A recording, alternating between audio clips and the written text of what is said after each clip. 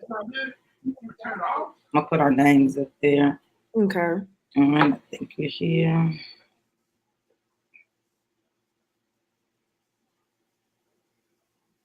Hi. Hello, welcome. Good evening. We are on Tuesday this week. We usually do Sunday, but of course the Super Bowl was on, and so we didn't want to disturb you guys. Whether you watched it or not, that was up to you. But we are here, and we have a great show in line for you. So we're going to go ahead and get it started. Share it to our social media. So give us a second. Let me see. Share.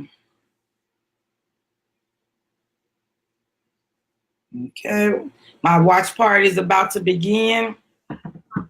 Let me know when you're ready. Okay, turn it down. Ready. All right. Well, I'm excited on this Tuesday. I hope you guys had an awesome day. My name is Nikisha Washington. I am the CEO and founder of Knowledge Innate Enterprises, which we inspire and encourage young ladies to have confidence, character, and class as they become future leaders. And one of our focus is to make sure they become STEM future leaders. Now, whether they go into STEM or not, we want to just encourage and inspire and expose them to the life of being a STEMsation. And so, you know, STEMsation is a trailblazer in the fields of science, technology, engineering, math. They are skyrocketing to their highest potential, and they're doing it with style and grace. And so this week, we have the wonderful, exciting, you guys, Shandrea. Did I say it right? Yes, you did. Shandrea Stallworth. So let me get our agenda started so she can tell you about herself. But she is awesome, guys. We have a great show in tune. It's on you. Well, hello, you guys. As she said, my name is Shandrea Stallworth. For my Facebook viewers, you see me, Shandrea Shan, on Facebook. I am a third-year doctoral candidate at Mississippi State University, and I study weed physiology. I focus on. Say that again. Weed physiology. Don't let me say it too loud. You know? She's the weed scientist. Woo! That is me. So I am the weed scientist on Instagram. That is where you can find me. I share my conference visits, any information and exciting info, anything that's going on in the science world with me. That is where you can find me. Wow. Well, she is our wonderful STEMsation for this week. If you have not gone to knowledgeinnate.com and read her article, please do so. We will post it in the comments. As we're going through the discussion, we want it interactive. So please let us know you're here. Say hi, send something so Dre and I both know that you guys are here. And also, if you have any questions, we will stop at certain times and answer questions. So, and then we have a new exciting thing that we added at the end. So make sure you stay to the end because we got some sizzle coming. Yes. All right. Are you ready? I am. I'm actually sharing this to my Facebook page. Go ahead. Got a watch party going on. Yeah, so I have a watch party too. Yes. All right. So the first question is, who is Drea or Shandrea, the weed scientist? I love that name. So as I stated before, I am a PhD student, doctoral candidate. So I have made it over the hump, well on my way to finishing, heading towards graduation in May 2020. I am a Southern girl. I am from Biloxi, Mississippi. For you that don't know me, I'm a military brat. I attended Fort Valley State University, got my bachelor's degree in plant science and biotechnology. I attended Auburn University, where I got my master's in plant breeding and genetics. And now at Mississippi State, working on my PhD in weed physiology and genetics. I have 2 lovely fur babies. I have a cat and a dog. I have 3 younger brothers and a very blended family. So I say 3 younger brothers. I have 3 brothers and a younger sister. I have my step parents and my parents who support me. And They are always here for everything that I do. I'm pretty sure they're like, when are you going to finish with school? And right. We're going to ask about the family influence, so don't go there yet. Okay. So they are, let's see, I teach kickboxing. That is one of the fun things that I do. I am a NASA fellow, so I'm pretty sure we'll get into what that entails. Yes. I am involved with Manners, so that is minorities in agriculture, natural resources, and related sciences. It helps me develop professional development. They helped me receive my first internship when I was in graduate school, and an all-around great organization. I don't think I'd be here without Manners. So, all right. Well, shout out to them. Thank you so much for investing in us. We love it. We love it. All right. So the first question, well, that was the first question. The next question is, why did you choose your career? So I chose my career when I finally settled on it because I always tell people I wanted to feed the world. And I felt like the best way for me to do that was to actually be influential on the food production side. A lot of people don't know that I wanted to be a doctor. Then I went and I thought I wanted to be a pharmacist. And my love for plants actually started when I was in undergrad, and I took my first plant science course. I had no idea it was on the track to be a pharmacist. We had a pipeline program, so I was like, I'm going to knock out these classes, go to farm school, and be good to go. And then I fell in love. I just enjoyed the impact that plant science has. A lot of people don't know the nitty gritty. They think farmers, and that's all that that's all that ag entails. And it's bigger than that. I have a friend who's an economist. She's an ag economist. She studies, she's looking at the numbers. She looks at commodities. I have friends who are actual farmers who actually enjoy being out in the field. And then there's people like me who enjoy being in the lab and actually being able to discover these new products so that we can continue to feed this growing population. Awesome. Awesome. I love what you said about earlier when we were talking about you talk to young girls and you tell them that you actually get to play in the dirt, like it's one of the things that, is still cool and it made it cool for you. So. Right. Absolutely. So a lot of people, the first thing they see, they're like, you don't look like you would be out in the field. And, I have my pictures. Don't get me wrong. It's not my favorite place in the world, but in order for me to solve these problems, I have to be on that ground level. I have to have that experience. So being able to show girls that, yes, there are two sides to science. I get to be pretty and put on, my dress. Yeah. Right. I get to put on my makeup. I'm at a conference today, so I got to dress up and, take my pictures. But on the other side of that, I get to put on my white coat. I get to go into the lab. I go and plant plants and actually get to see them from start to finish. And, I tell people these are my babies. I get to watch them grow. I feel like a plant parent. So it is definitely being able to show people the other side of science is the most rewarding part. Yes. And I just love going back when you said that you thought you wanted to be a doctor, then a pharmacist. I kind of went through the same thing, engineer, pharmacist. And it's just, and that's what I want young girls to see. Try different things because you might think that you want to be this, not even young girls. Like I'm still now as a teacher, like, okay, what else can I do now? Like, it's such a big world out there and your interest sometimes changes. Absolutely. Your opportunities changes. So it's okay to go into a different field and try different fields. You never know, like you may like it, you may not. And it wasn't until you had that one class that opened up your eyes. So I think that is awesome. Awesome. Now, what do you like most about your career?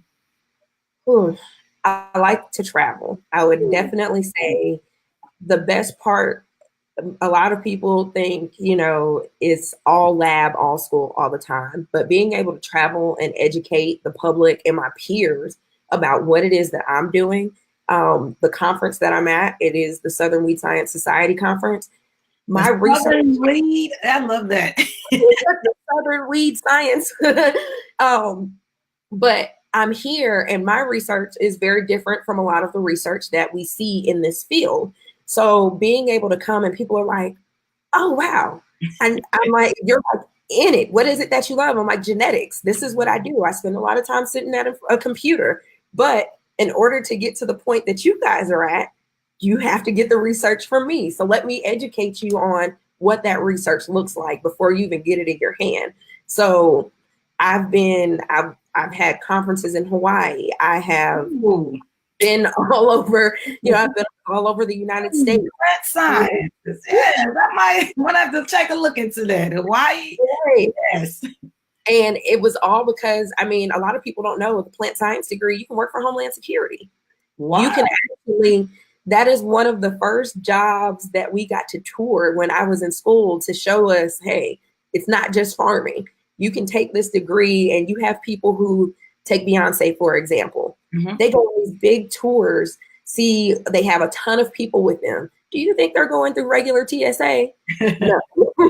They need a specialist who they bring in who actually processes all of her people. And if you get a plant that comes in, a leaf, anything that has tracked in from them going to Australia, we need to catch it because it could be invasive. That is so true. I didn't even think about so that. Who's going to be able to identify those plants? You'd be like, oh, Beyonce, you're not bringing that in here. No. So it is bigger than being in the dirt. It's bigger than being in the lab. There's so many applications. Like, really like our food security, because if they did bring something and it takes over and the crops are wiped out oh man. We see diseases. If you look at, if anybody has the time, look at bananas. I don't know if you remember, but when we were younger, bananas were inexpensive. You could get a bunch of bananas. Yeah. You could get a whole box of bananas for $5. and now bananas are 70 cents a pound. Right. Well, that's because that an invasive disease that has come in and started to take over these banana farms. Oh. And the only way that we'll be able to drop that price back down is if we're able to understand the disease, identify it, characterize it, and then do we find a better banana? Or are we going to see that in 20 years, our kids aren't going to know what a banana is? Oh, wow. You don't even think, wow. Right. That's affecting not just us, but the animals as well that rely on bananas in their diet and different things. Wow. Right. That is, bananas are important for organic farmers. That is what they use for their fertilizer. It's a great source of vitamins. And then one day we could wake up and have no bananas. Oh, wow. Guys, hi, everyone is there. Please let us know you're there. Say hi, give us some questions. I know you have some thought-provoking questions. One question I want to ask before we go any further, explain the weed sciences, because like I said, when I told my husband and to more of my, my sons, different, I'm talking to the weed scientists. They're not quite thinking like, what you actually do. So can you just clarify what the weed scientist, who is the weed scientist and what she actually does and what she's working with? All right. So to clarify, while I will say that cannabis is actually a weed, it can be invasive. So I've had some classes in it. I actually study invasive weeds in rice. So I study anything with weedy characteristics that do better than the crops that we love the most. So my crop of interest is rice. I look at a weed that comes in, it's the same genus, same species, pretty much the same genetics as rice. And I have to figure out how to control this weed in a rice field so that it does not deplete our rice production. Right now, Arkansas produces more than 50% of the rice that we consume, exports just as much of that rice. So if you have a farmer who is growing rice and they have one weedy rice crop plant pop up in their field, it has the ability to wipe out their whole field. Oh, wow. 2 growing seasons. So can you imagine? And the way that we look at that, this is where economics comes in, understanding that that's what I thought about just now, like economics. Oh my goodness. Right. So the way that we test the farmer's products are they'll bring in their seeds, they'll bring them in a bushel, we'll open the bag and we'll take out about 10 seeds. Regular white rice is going to look brown, yellow, and we have this weedy rice that's red, hard to process. We're going to pull it out. For every one weedy rice seed, that drops their production by 10%. So if I am giving you $1 for your seeds and I pull out those 10, and there are 10 weedy rice seeds, I'm not paying you anything. Right. Can you imagine putting in all that hard work for 3, 4, 5 months? That's what I'm saying. Time, effort. Resources. We're talking about water. We have a water shortage going on. Not so much for us, but just to take water into account. Rice is grown in a flooded field. So to have to constantly cut that water on and make sure the field's flooded, making sure there's fertilizer, and then to bring me your rice seeds and for me to tell you, I'm going to give you 10 cents a bushel. I'm going to give you 10 cents a pound. You're going to be devastated. Devastated. So yes. That's where my work livelihood. There's people, they farmers. Think about small farmers. They depend on this to keep their lives, their lives going for 9 more months. Right. And I'm telling you, I can't give you anything. So that is that. You're trying to combat, and you actually control that so they don't have that issue. Right. So our lab, we work on weed evolution. We look at where it came from, what it's closely related to, and what makes it different so that we can see why is it doing so much better in a field than our rice. Right. And that's stuff that we actually want. Right. So then I look at the genetics. So I see what's going on inside that plant. If I can find one gene that actually improves cold, heat, submergence, whatever we are looking at in rice, to find one gene and be able to pinpoint that gene in the rice crop and increase the production, we save a farmer millions of dollars. We save the U.S. economy billions of dollars. They like, yes, come in, help us. See what this is awesome. Right. And so if you're familiar with the Mississippi River, anywhere along the Mississippi River in the Southeast, that's where we grow rice. Okay. So we look at issues. What happens if the Mississippi River dried up? What happened? What happens if we get too much water and the Mississippi River floods? What is that going to do to the rice? Exactly. Wow. I never even thought of this stuff. We take stuff for granted. Like, I just want rice. I'm going to cook this rice and eat it. I don't worry about how it gets here, what can affect it, and how it affects everything else. Like, that is right. Awesome. And that's the thing people don't understand. Rice feeds more than 3 billion people a day. A day. So can you imagine not having any rice? That's the staple food for a lot of Asian, a lot of people in Asia. Right. That is their staple food crop. So we have research going on how do we increase the nutrient value of rice. But increasing the nutrient value of rice doesn't help us if the weed is taking over. And then it out. So it's not going to even help. Right. Wow. And then evolution. Just how do we combat it? Can we look years ahead and see what it's going to do next? Can we see what are going to be some major issues in rice production and start solving those issues? Wow. That's definitely, man, you are so needed. That is awesome. I applaud you. Like, it's so, when you're oblivious to stuff, you're like, okay. And I'm like, oh, wow. Now I'm looking at stuff different. Look at the bananas differently. Like, guys, we got to keep you around, That's awesome. All right. So we talked about the stuff, what you like most about your career. It was kind of rewarding about your career. Well, now with every career, I know there's some things that you may like to see change. And so what would be some of those things that you would love to see change? We need increased diversity. Yes. So, I need more scientists that look like me, that want to do things to feed the world. My career field is not diverse. The conference that I am at right now, I think I counted on one hand, I'll take that back, maybe 2 hands, how many women were there. And then looking at everyone else, they're older white males who control this avenue. They are the experts in this field right now because there's no one that looks like me. And then even taking it a step further, I was one of 2 Black women at the conference. Yes. And how about estimate how many people were at the conference total? I would say we at least had 300 attendees at this conference.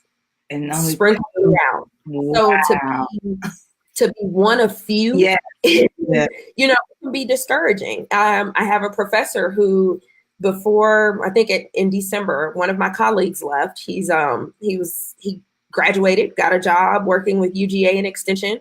He was my buddy. He was a Black guy.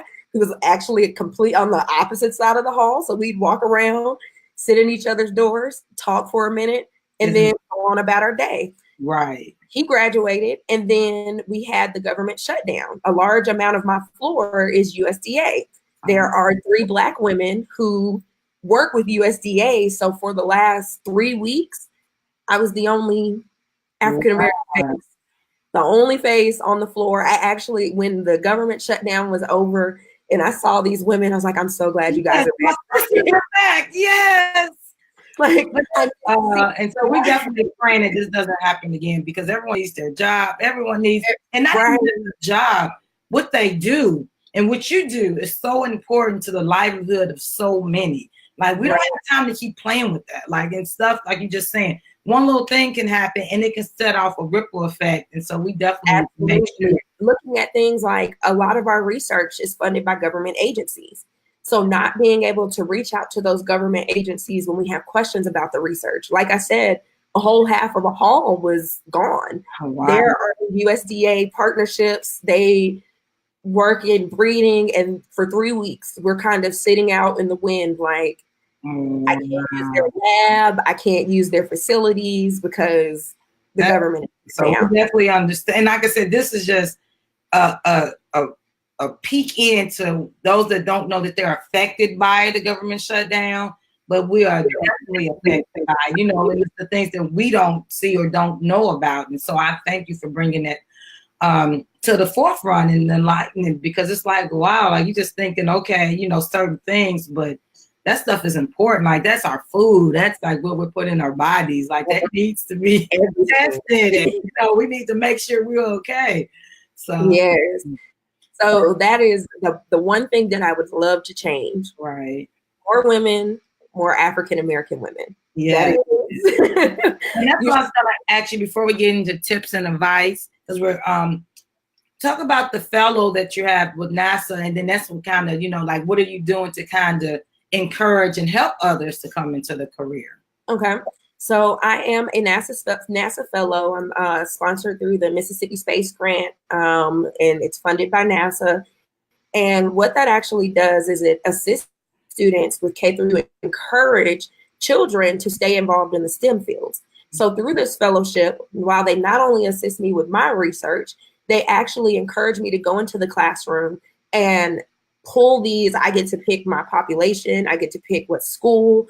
I get to pick who I want to help. So the first thing that I did is I was like, I want to help a teacher. I need to find a teacher who is, look, I'm like, you're here. And all it is, I know that every grade has a writing component. If we can just incorporate this writing into their curriculum, it's not taking anything away from the students.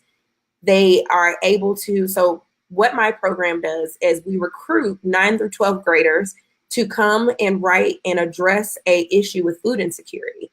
And we want them to, if it's water shortage in Africa, we want you to tell us, how are you going to solve this issue? You get 2 pages. We give you the resources that you need. Tell us, if you had unlimited funds, how would you go about solving this issue? Right. Any student who submits gets to come to the university. We give them a fully immersive visit where they get to ask questions. They get to see professors. They get to see engineering labs. They get to see, we have 3D printing going on in the health sciences. We have in bioengineering, we have unmanned vehicle testing that takes place in our research part. We have one of the largest genetic research facilities on our campus. So actually taking them to supercomputers and letting them know, like, this is all STEM. You can do all of this. Right. The funds are there. We want to see you excel. We want to see you exceed. And for me personally, while the program is open to all students, I personally set out to recruit minority students. So I reached out to church members, anybody who has any contact with any students, anything that would get these students to come and see me. And all I need them to do, you know, I'm telling them, have them write something. I will help. I will help. I will give ideas. I will give feedback. I don't want to take away from any of the time that you've already devoted to these students. I want to add to it. Right. And the great thing is, these students come to the university, they get to present their paper, their project to stakeholders. And if they win, they get a $500 scholarship to attend Mississippi State University. that sits in an account for them. So right. they So wait, you have money just waiting on you. Like, wow. and you can live for 4 years. So you can come in as a freshman student with $2,000 sitting on your student account that more than likely will get reimbursed to you. Yes. For saying how you would address food insecurity. And then after that, they get to go to the World Food Prize in Iowa. They get to take a mentor with them to see is being addressed on a global aspect. We pay for everything. So your mentor, they go, they get to see the research that's happening, what impact the World Food Prize is having on the United States, how it impacts you as a person. And then it opens the door for internships that only they can get. Right. Because they're World Food Prize scholars. So that is the program that like NASA helped me get to that point in the program. It's been at Mississippi State for, I think this will be our 3rd year.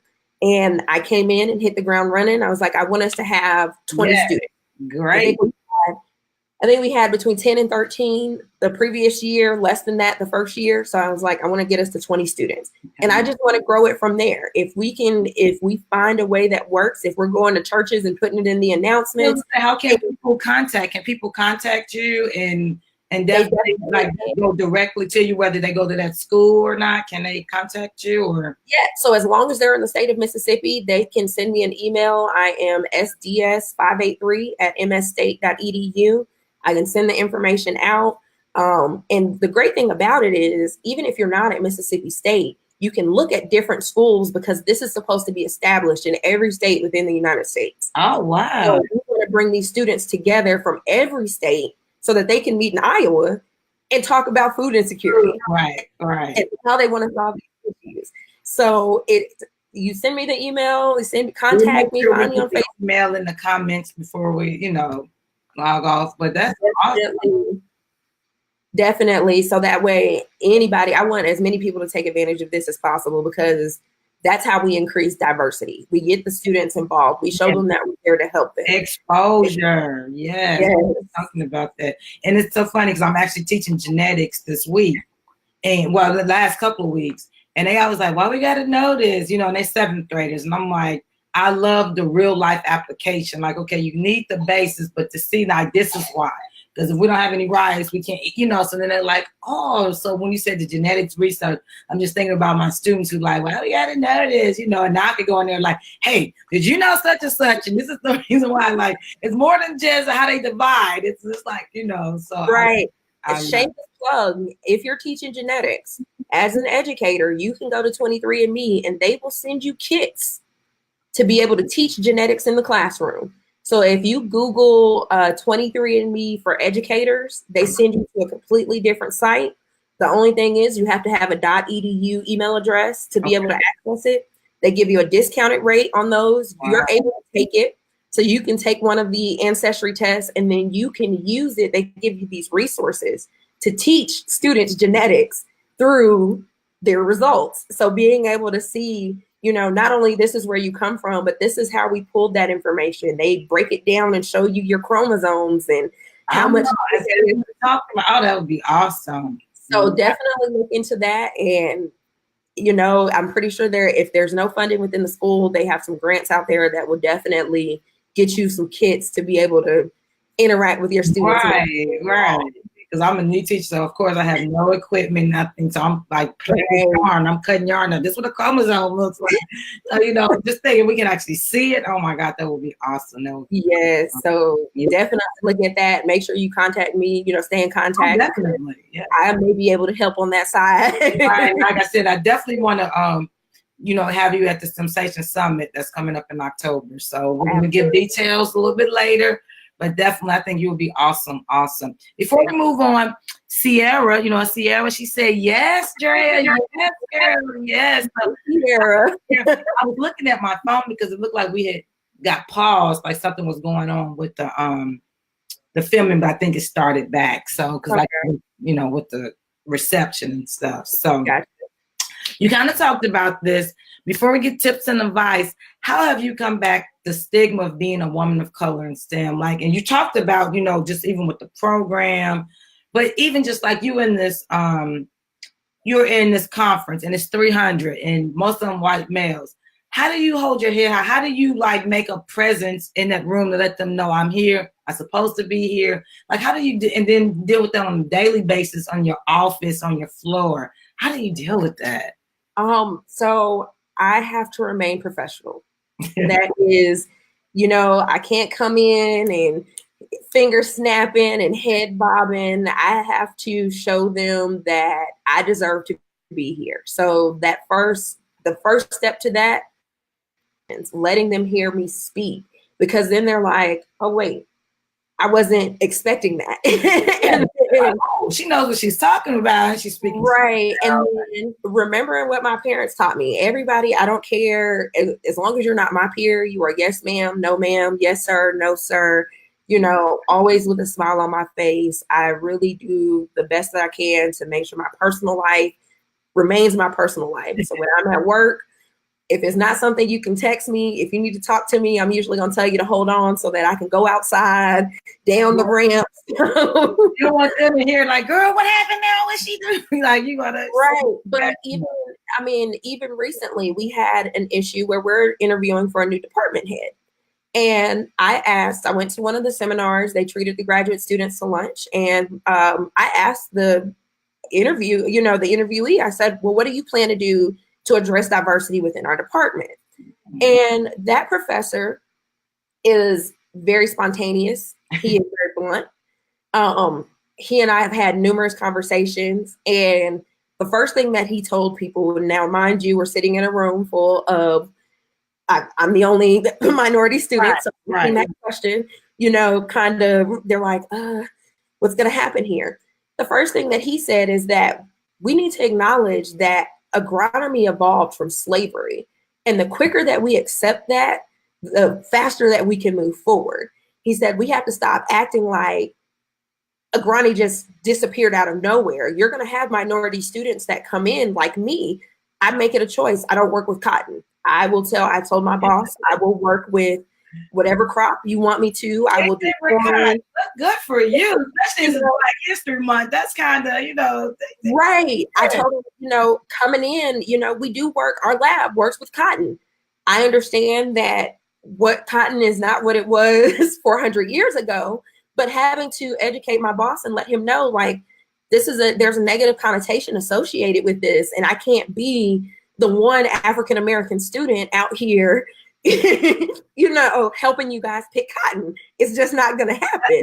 That's not a good look. And I'm sorry. Like, it's too many other crops. Like you said, I would definitely. Right. And the great thing about my lab is that my PI, he is a minority as well. He's of Asian descent. So he understands it, but not to the full, spectrum that white PI would understand. So having to have that conversation. What's a PI? Remember I asked you that. What's a PI? Oh, yeah. So this is my primary investigator. So they're over my research. They make sure that I'm going down the right path and I don't spend too much money. And I need this and this. He's like, no.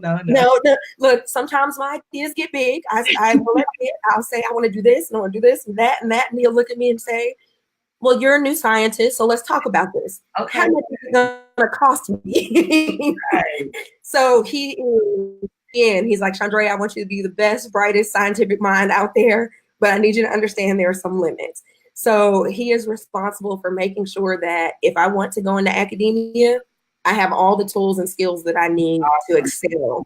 Because the one thing that most people don't understand is that mentor is your direct representation of them, and they're a direct representation of you. Yeah. So being able to have that person in your corner, they will guide you, they will chastise you, they will give you that constructive criticism, and you have to have that relationship with them. Yes.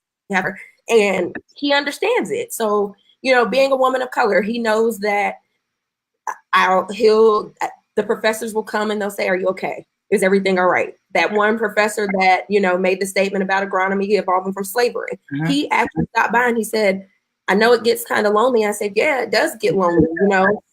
John's gone. No one's at the end of the hall. It's just me. I want you to understand that we see what you're doing. I understand that it gets hard. In my mind, I'm like, I'm not ever going to show you how hard it gets, but That's me. You never gonna know what I'm going through. I'm never gonna show you what I'm going through. I'm always gonna show up. You don't know what all I've been through, but definitely. Right. So being able, I always tell people rainbows and blue skies. That is how I overcome the stigma of being a woman of color in STEM. I do not let them see any more than what I want them to see. I don't, if I'm angry one day, I have to go in the bathroom. I can't be crying in my office because it's easy for somebody to walk by. I got to cheer it up, wipe my face off and come back out. But to them, it looks like I am the happiest, most chipper graduate student that you would ever meet. But that's good. That's good. Because like I said, we're fighting so many stereotypes, and not even just being Black, but being a woman too. Right. They see you crying. Oh, she can't handle it. She's weak. She's emotional. And then if you come in there snapping off, oh, there go the angry Black woman. So it's like, and I understand too, like I said, I'm at a new school, and they have a history of like focusing on one type of population. Right. So I come in, and so now I'm trying to connect with the minority students, but I have to show that side that I can't, I want to snap off and, and I'm like, can't do that, because they're looking at me and they're like, oh, see, that's why the kids act like that, because look at her. Right. I'm like, oh, so I definitely. It's always that, you always get that, is she supposed to be here? Oh, yeah. So constantly showing them that, yes, I am supposed to be here, and there are a lot of avenues where I do what you do, and I do it a lot better. So I have to, just because I'm an African American woman, I have to do it better, because I wouldn't be in this room if I didn't. Because if I just did kind of on their level, then it's like you haven't proven yourself. So you have absolutely. So showing them, sometimes it's applying for these fellowships. Sometimes they think they're too good for them.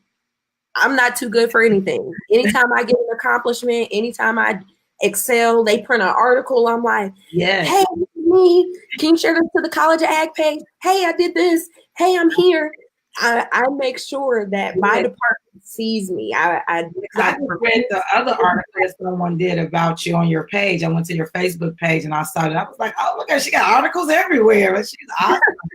So I did do that. I was like, oh man, she's awesome. So thank you. Yes. All right. So tips and advice to someone that's not just even in STEM, but especially in your career, what would be some of the tips and advice you would like to offer? I would definitely say seek out your allies. Learn who they are.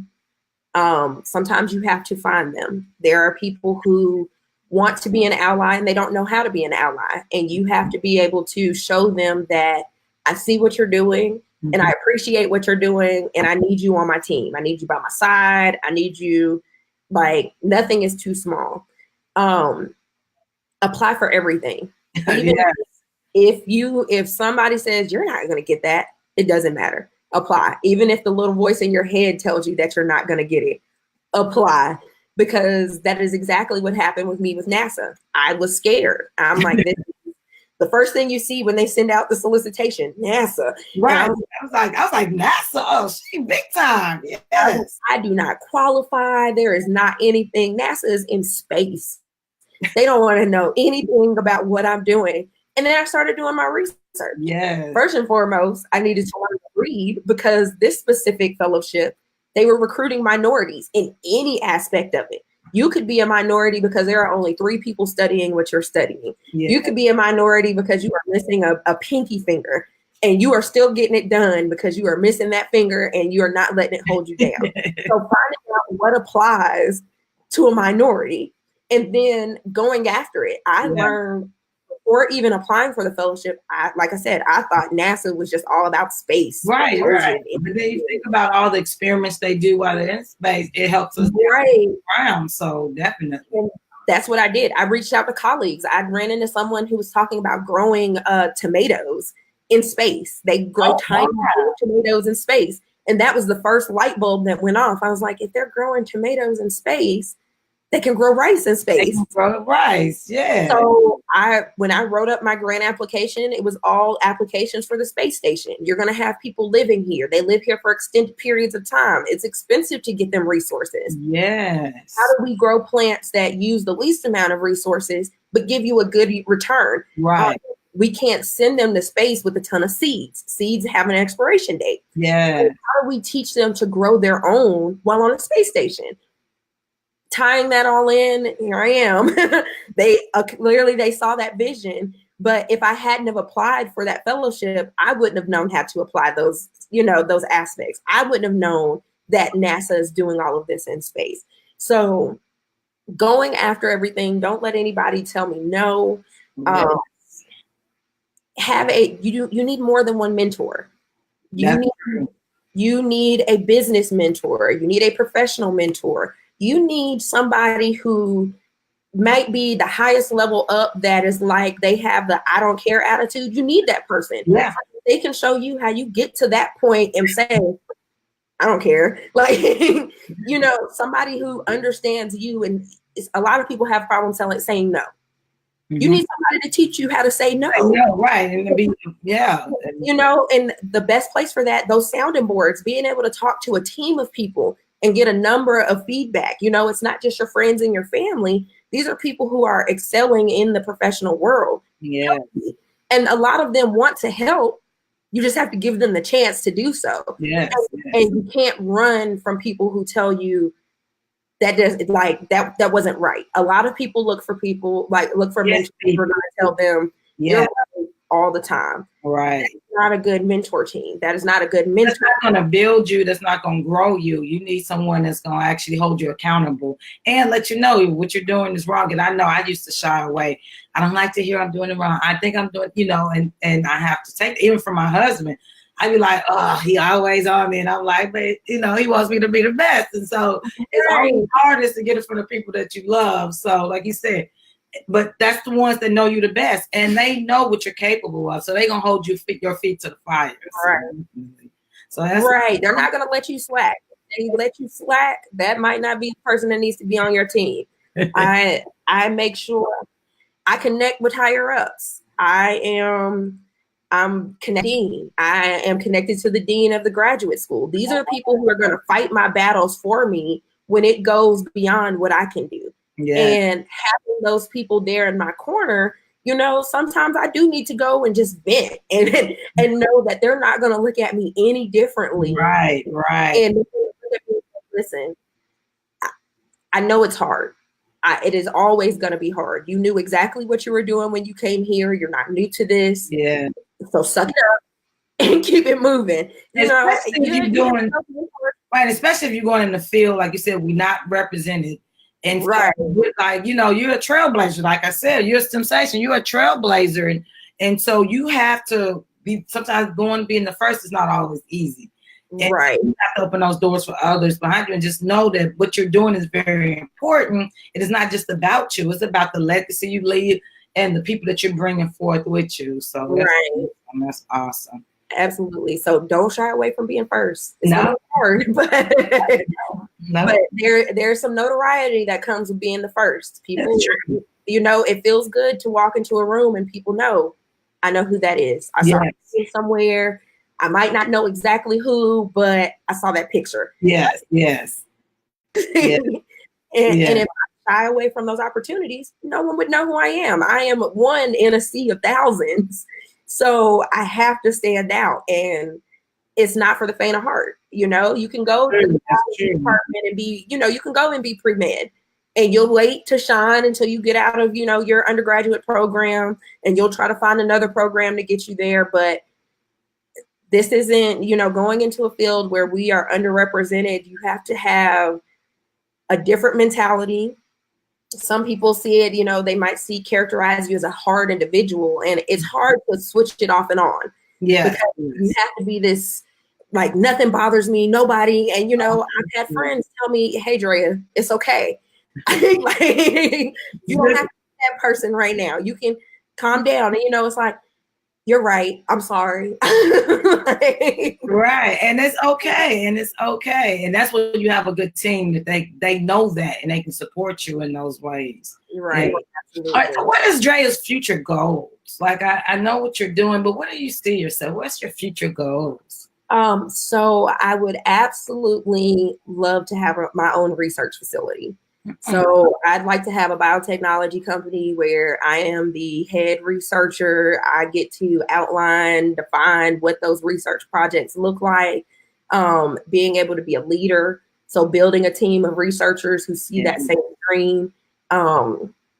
Right now, I am inching my way into consulting. So I've learned that I really actually like the consulting world. So having people bring their problems to me and say, hey, how do I do this? Help me fix this. Yeah. And that is a part of being a scientist. You're a problem solver. So being able to cross over and be able to assess, it might not be a problem to fix. It might be, how do I spend this money? How do I get the most money for my buck? And that, even with that, that's being a part of a team. There are 2 other African-American women who I've partnered with to be able to do this consulting. And we all come from different walks of life. We have one, they're like my best friends, and we're all getting our PhDs. We all have our master's. Educated women. Yes, I would definitely love to talk to them. So let them know. Yes, I would definitely let them know. But, that ag economist aspect, when I was talking about the ag economy, having somebody who knows how to run those numbers and know what needs to apply. They're both policy heads. They will tell me, hey, Drea, did you see this new bill that came out? Did you see this? This might affect the business in this way. And I'm like, I don't care about, I care, but right. Something that I think about. I'm trying to get some plants into the ground. Yeah. Being able to have that team. So going into consulting, and I think that's awesome that you're consulting. That is awesome, because you're taking your expertise and now you're allowing it to be seen, just not in the academia world, but also like you're going in with credentials, or you're letting them know, hey, and then you have that. And I could tell when you said about getting a business mentor, I said, oh, she has some business aspirations and stuff. So I'd love to hear. That's awesome. Thank you. So that is my future is in somebody's lab. While, I know we're going to get into that sizzling section. I mean, I'll go ahead on and give you a teaser. I would love to run a dispensary, whether it be a medicinal dispensary, recreational dispensary. Oh, no, nothing to us yet. Yes. Hold up. That is in the future for me. I need you guys to know. Yeah. It's coming. Yeah. So that's big money. That's what we're going to talk about. If you guys hold on to the end, we have something special. We added a new section. We have one more question. And this, and I definitely want you to talk about your family influence, because we know that we don't get here by ourselves. There's a whole team. And when we talk about team, our family that live with us, that support us, that we talk to on a daily basis. Like, talk about your family influence. So my family, like I said, I am a part of a blended family. So I feel like I get everything times 2. That is a blessing and a curse all at the same time, because my parents love them to death. I grew up in a 2-parent household. They were very adamant about making sure that we knew what a Black family needed to look like to make it. They were like, no matter what, you guys have us. That is, my parents always instilled in me. I have 2 younger brothers, well, 3. What happened? You said 3. Now you got 2, but 3. Yeah, so my mom remarried, so I gained a younger brother and sister. So my siblings are actually adults now. But now the great thing about it, and I thank my stepdad for this, he has a younger daughter. She is, I believe she's 12. Okay. So the first thing that he always comes to me and he says, he's like, Shandrea, I need her to see women like you. Yeah. I need her to have that exposure. I need her to have that influence, because he wants to make sure that she excels, that she, she goes above and beyond. And he realizes that in order for that to happen, children have to see that happening. Yes, they do. Yes. My dad was a career military man, so I believe in that. He instilled in me a lot of discipline. He made sure I was on my P's and Q's. I am grateful, ever grateful for him. My mom is a nurse. So again, when I said I wanted to be a doctor, I just knew I was gonna be an MD. My mom was gonna work in my clinic as a nurse. But she was also one of my bigger influences, because my mom has changed careers. She was never afraid to stop and say, okay, I'm not happy. I don't want to do this anymore. She went to school for years to be a nurse. And now when I tell people my mom doesn't practice, and they're like, well, she's always a nurse. I'm like, she is, but my mom's bigger than that now. She's a nurse educator. Oh, so yes. She took the expertise that she gained and decided to apply it in her field and say, okay, now I need to teach nurses how to be the best nurses that they can be. Exactly. So, and then, like I said, my step parents, I love them to death. My stepdad is one of my biggest cheerleaders. My stepmom too. She is always in my corner. She pushes me. You know, I tell people I have two moms. I have two dads. You have them family support. Wow. And we all interact. A lot of people, you know, if they go through divorce, you know, they're like, this is separate. They have to be here. The other one's got to be here. Mm-hmm. I graduated from Auburn and, you know, I'm getting hotels together. I'm like, you guys good? They're like, yeah, girl. I booked their hotel room. I go out with some friends and come back. My parents are gone. We go to their hotel. They're literally 2 doors down from each other. Aww. You know, talking and laughing on the whole floor. And I think that's very important to families. While I understand, I don't encourage anybody to stay in situations that don't work for them, but you can still be cordial and you can still interact. And you not about you guys, think about the children. Right. So for us, that's the biggest thing, is being able to see that we gained family. It's not that I'm losing this or I'm losing that. I still see my parents the same amount of time. I can pick my mom, call my mom, call my dad at any time of the day, night. Right. That has changed. You know, I just have an extra set of ears to where if I'm like, I don't want to talk to my mom about this, let me go on stepdad. You know, and right. But it's though being able to have those relationships are what's able to keep me going. They're always in my corner. You know, if I tell them I have this going on, they're like, oh, send it to me so I can share it here. And I send it to this person. And so said the next time you visit, they need to see this. And, you know, they're so encouraging. That is the one thing that probably makes it easier to get through my program, because I have them. They push me, they support me, they listen. They're just that's my family. And that's why we can see why you turned out so great, because with all that support and they being mature enough to, like I said, do this for the children and just keep that whole family unit and see that there's positive relationships. Like, you know, something work out, but you still maintain that positive relationship. So that's wonderful. Absolutely. And then being a role model for my siblings. Like I said, 3 brothers and a sister. I always tell them, I'm like, I had to go above and beyond, because if I slacked, then you would slack. Right. You slack. Yes. You know, I'm the oldest. I have to lay the framework for you. So, you know, it's always a running joke. Shandrea, why you got to be so great? I'm like, do you not know who our parents are? Right. You said it. And then you said you're coming from military background. My husband, he's retired military. And so you said that discipline is there. And so that's what he's teaching our daughter and stuff. She, at night, he have her doing a little push-up. And you see a little stuff. She's 4 years old doing her little push-ups. Right, Daddy? So it's just that I do understand that what you're saying. So that's awesome. That's awesome. Definitely. All right. Well, normally we would end right now, but we've added something wonderful, especially when you got the weed scientists on. You got to ask her some questions about cannabis, weed. We're calling this round the STEM Sizzle round. So this is something new I've added. And so this is where we get those deeper questions. This is not in the article. This is something where we want to really know, like, it's kind of like the lightning round, what some people do, but we're calling it STEM Sizzle. We're putting a little fire, a little sizzle to it. So the first question, let's hide that. Now, when I heard about the weed scientists, and I told people, does anyone, especially when you're on Instagram as the weed scientist, does anyone ever ask you, do you smoke cannabis for like recreational use, or like, do you have some, or like, what's going on with that? All the time. You get, do you smoke? Or no, actually, the top question is, I got these seeds and I'm trying to see if I can turn this into something big. And I have to tell them, you know what?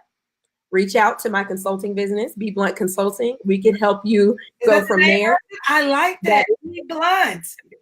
Be Blunt Consulting. And I tell them, go there. We can answer all of your questions, but I have to be honest and tell them I worked for this degree. I cannot give you what I have, my education. If I worked for it and I paid for it, I can't give it to you for free. So that is probably not charity right now. No, I'm like, I am a broke graduate student. You got to help me pay a bill. I need my lights cut on. Yeah. So let's have this professional conversation and go from there. But that is probably the do you and how do I grow it? Help me. And that actually was like the question number 2. Does anyone ever ask you to provide them with some of the plants that you use for experiments? Like, do they be like, Jerry, I know you got something left over. What you know, like, do they come to you like that? They are already signing up for the clinical trials that I don't even have going on right now. I want to be number 1 on the list. I want to be number 1 on the list. If you need a facility, if you need anybody to try anything out, I'm your person. Come see me. You're with this. They like, we'll take it. We'll try it. I mean, it's free. Right. And again, I have to go back and say, listen, if I was doing something, 1, you got to sign all types of non-disclosure agreements. Again, this is not for free. And this is not for fun. This is not like something like your neighborhood weed guy or something. No. I've got degrees behind this. Like, this is right. Like, this isn't somebody who just said, oh, let me pop a couple things into a cup and go from here. Right. My team, they experimenting all the time. We have people who are able to actually test out lights and things like that. I'm like, I don't need you to take the plants. I need you to actually care for them like they're babies. Like, if you're serious about this, go back here. Let's have this professional conversation and we can make it happen. Wow. Now, I was sitting here and when I go do my research and I was coming up with these questions. And so this next question actually comes from my husband. Okay. And he says, what special training do you need to distinguish between a plant scientist versus a gardener? Because he was like weeds and she's out there like a farmer. Like, what's the difference? And I know you kind of talked about this a little bit, but what's the major difference? So the major difference is going to be the exposure. So if you think about a gardener, most gardeners only use a certain crop. So you're going to have a tomato gardener or you're going to have a specific flower. They will be the expertise. They will be the expert in that tomato, how to grow tomatoes or how to grow orchids and things of that nature, which is great. We need all the education. There's a whole study of that. Those are your horticulturists. They look at those sensitive plants. Being a plant scientist, like I said before, is bigger than just a farm. It is. I know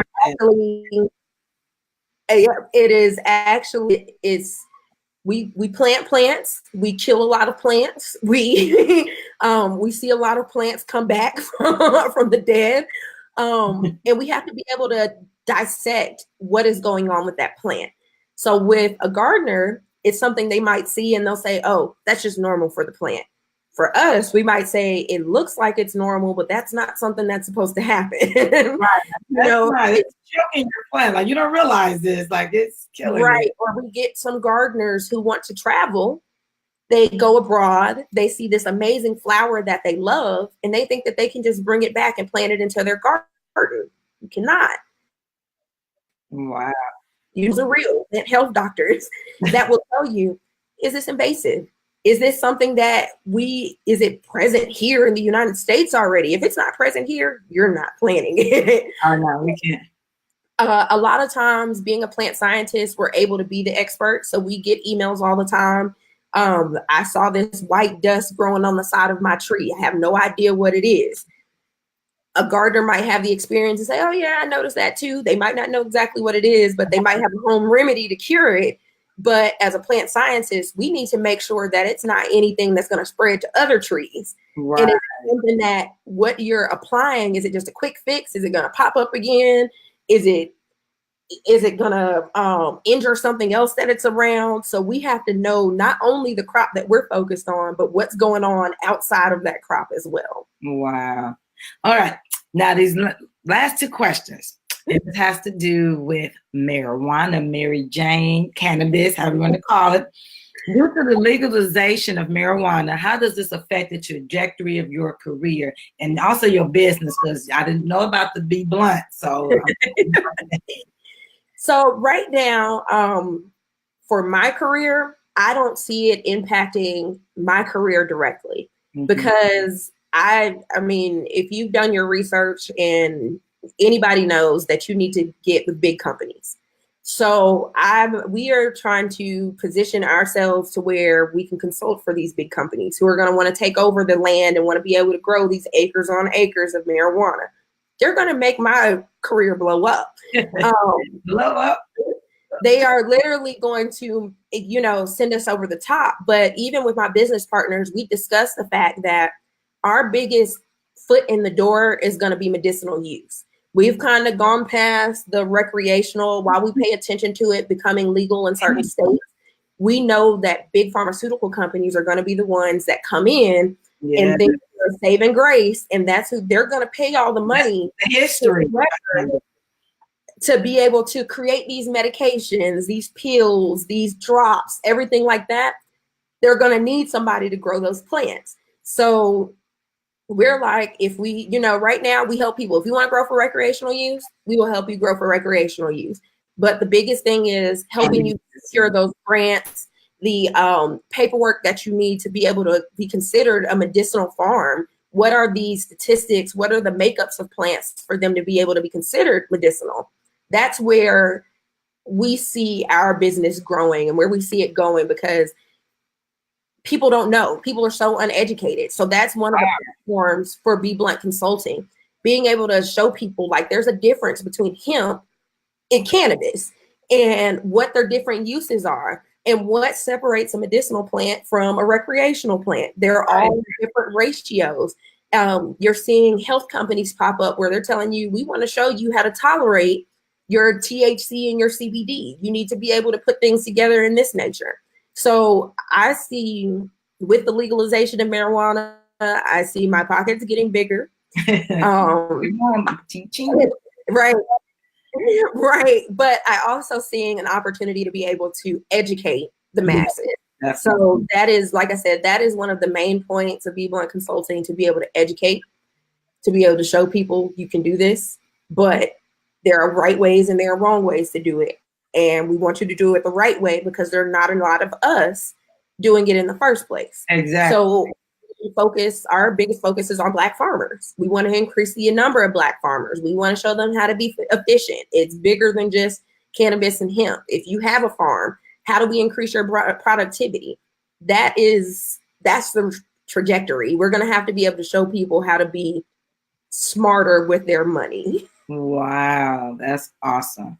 All right, last question is STEM Sizzle, but I definitely, before we get to the last question, we definitely gonna have to come back on here and learn about the differences, and because I'm like just the education part, like you said, because you gotta get people on consulting to come in. Yeah, you get people consulting, and yes, that's what I said. Definitely all of that. Get you guys down here.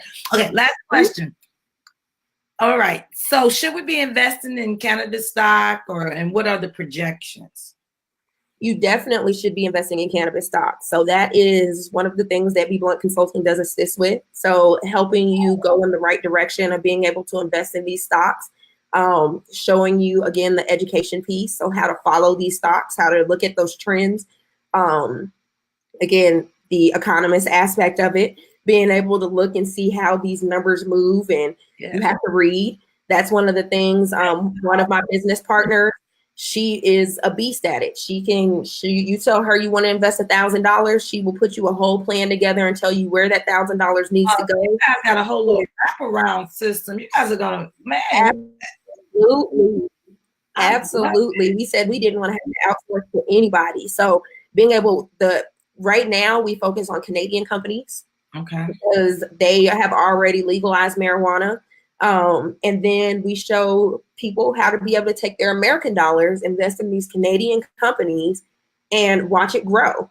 And you can apply whatever techniques you want to, but what we give is an educated guess on where we see these stocks going based off of the education that we're getting, the information that we get, so that we can help you make money. Because again, the goal is for us to grow as people. So not just Be Blunt Consulting, but we want everybody we want to take your hand and say, come on, let me show you how to do this. Come on, let me show you how to do that. You know, you water, but you can't make them drink. Look, I'm trying to take you down the path and show you what plants you can eat before we even get to the water. So that's like I said, you guys have the experience, the degrees, and everything behind you. So it's like, why wouldn't we come there? Why? And by you being an African American company, why we don't put our support behind you? So like, if we hear of anyone that's thinking about getting the Be Blunt, like we need to be promoting you guys as well. Absolutely. That's, we need to empower our own. So I love it. I love it. Absolutely. Well, Shandrea, you have been just awesome. This has been an awesome hour. Like, I love the questions. I love your passion about what you do.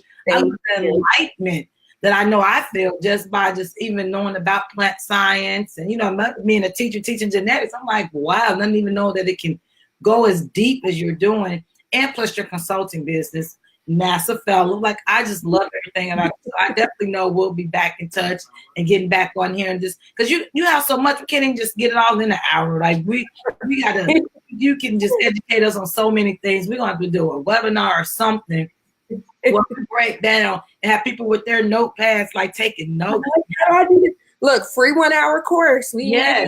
Course. Yes, I definitely would love to get in on that. So it has been awesome. Thank you. Is there a website for Be Blunt Consulting? So right now we are on Instagram and we're in the process of building our webpage. So you can find us on Instagram at Be Blunt Consulting. Follow us there. We have our education pieces, and that is where we will show our official launch. We will have all of our products and services. You want to support us, share our page, all of that. That is the best thing that anybody could do for us right now. Well, we definitely will be supporting. So make sure you guys out there have been watching. We like to thank you for spending this time with us on this Tuesday. I was called at school. I was like, it's terrific Tuesday. They like, that's so terrific. But I said, it's one day closer to the weekend. So it's terrific Tuesday. So we thank you guys. Jared, you have been awesome. The We Scientists, we definitely have to talk to you again because we just couldn't even get it all in this hour of just greatness you have provided for us. We'd like to thank you. We'd like to welcome Be Blunt Consulting to come back on and just really enlighten us and educate us on what you guys do. Once again, you can also check out her STEMsation Spotlight at nylajanae.com. We have included the link, and we'll definitely make sure we get your email out there. And like we said on Instagram, she's the We Scientist. You can't hard to find. As soon as we saw that, now we was like, that's somebody we want to talk to. What is she doing? That's interesting. So we'd like to thank you. We're going to end it. You guys have a great evening. Dre, do you have any last words for our guests? No, I guess my watch party. I appreciate you guys joining. I see you guys messaging over here. I definitely appreciate the support. This is my village. They know they're my village. I share everything, all of my wins with them. So I appreciate you taking the time out of your day, to pop in and see what I've been up to. So yes, and I thank you guys too, and also my watch party. And just thanks for supporting us. And our mission is that we definitely want to get the masses to see that we are here. We are not hiding. We are letting our light shine. We are STEMsation, and we're showing up and showing out. So I just thank you. We'll see you guys. Make sure you can share this. It'll be on replay. We'll add clips on Instagram. Just please share it. Get the word out, guys, so we can support both our missions. So thank you. Bye-bye. You guys. Have a STEMsational week. Yes, STEMsational.